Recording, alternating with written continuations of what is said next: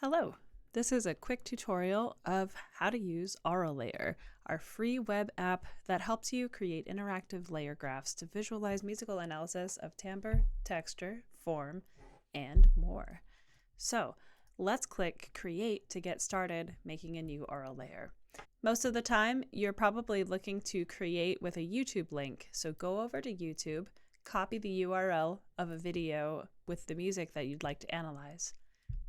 Paste it into the box and click Start. The YouTube video and its audio have now been imported into the Auralayer app.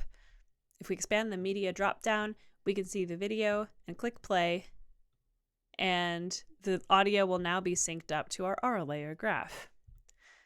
To make your layer graph take up the full width of the screen, simply press the zoom in button in the top right of the window.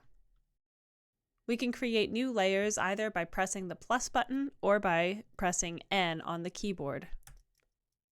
Each layer can be named and you can change its color. I'm going to name the layers for each of the instruments that I hear in this recording that I'm going to represent in my layer graph.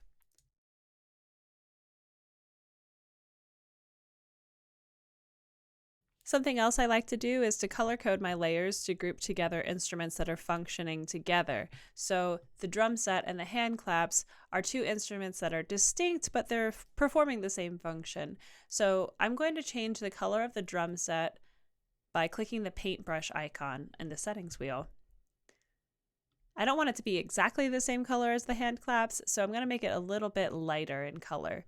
The next thing you want to do to create your layer graph is to add some splits to some of these layers and delete places where the instruments aren't playing. That way we can see the entrances and exits of each instrument.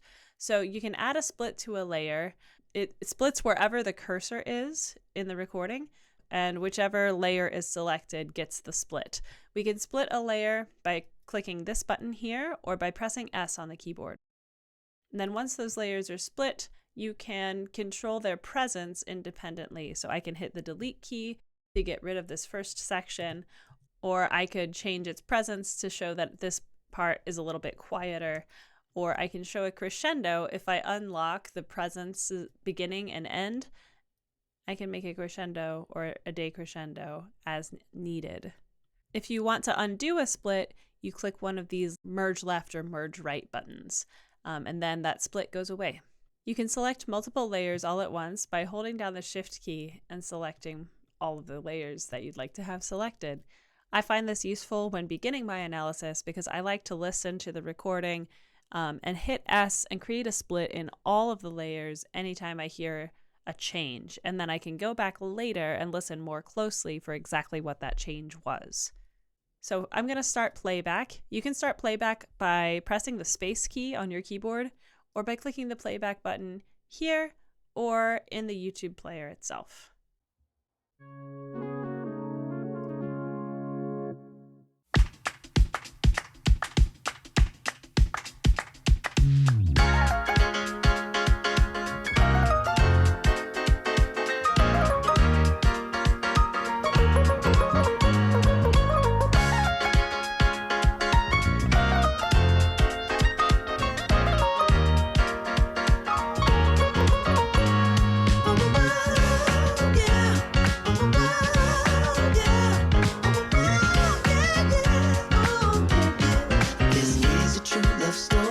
So there I have my splits in all of the voices.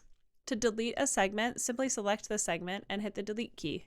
I'm going to delete all of the segments at the beginning of the track because the beginning of the track was just a little tag that Wolfpack puts at the beginning of all their videos. It's not actually part of the song. At the beginning of the song, all we hear are drum set and hand claps, so let's delete all of these sections as well, leaving only the hand claps and drum set. Next, the bass comes in, but not any of the rest of the instruments yet, so let's delete those again. Now we have a fuller texture with just the piano, the bass, and the more electric piano sounding synth. So I'm going to still delete these two. Next, the analog synth comes in, and finally the vocals. So now we can hit escape to deselect all the layers. And now we can see the sort of build-up introduction. There are a couple other features that you might like to know about that don't necessarily apply in this analysis, but might apply in your own analysis. One is the presence. So presence is how you might represent the different loudness levels of different instruments. So if you want to show that the hand claps are quieter than the drum set, you might select all these layers and slide that presence down to 7 out of 10. By default, the presence is locked so that there's a consistent starting and ending presence. But if you'd like to show a crescendo or decrescendo, you simply unlock the start and end presence and toggle one or the other. And that way you can show a decrescendo or a crescendo as you need. If you'd like to undo a split, use one of the merge buttons to merge a segment left or right to the next segment and get rid of a split. You can add text to a layer to add some kind of annotation that you'd like to share. Simply double-click inside a segment and begin typing. You can make the text size smaller or larger. And you can align text to the right, to the left, or in the center. To share your analysis, you have a few options. You can download the actual Auralayer file by clicking the download icon.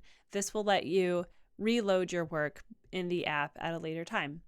You can also click the share button and get a URL that will link to this analysis, or you can use a QR code to share that link.